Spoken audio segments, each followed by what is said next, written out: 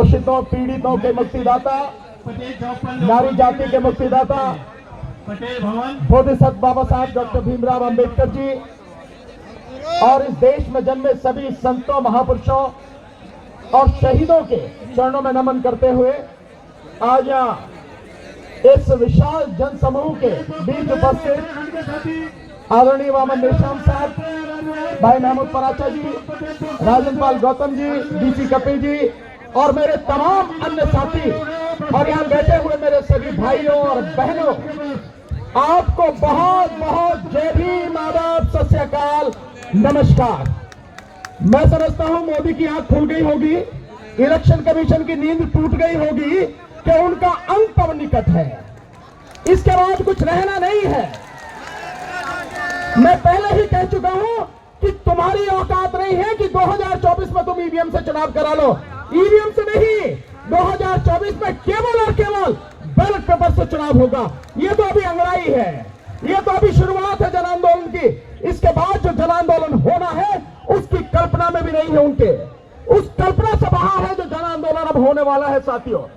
और देख रहे हैं आप, एक एक चेहरा, एक एक व्यक्ति, एक एक संस्थान, उसके कपड़े उतरते चले जा रहे हैं और नंगा होता चला जा रहा है।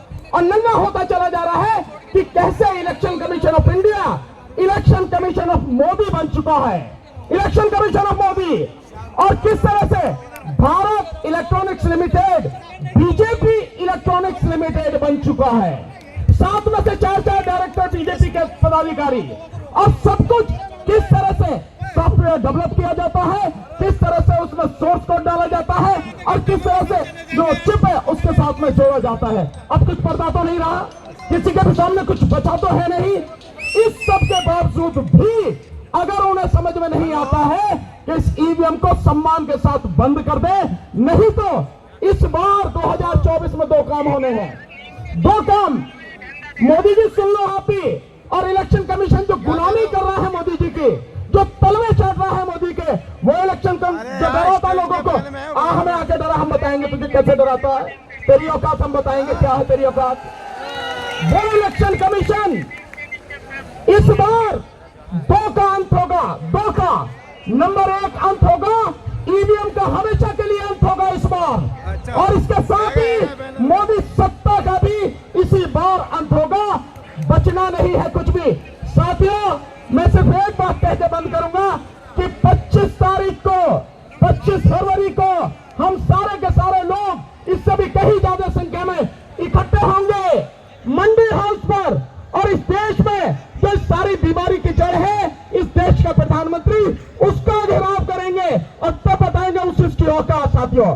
बहुत बहुत शुक्रिया, मौसम ऐसा है और समय है।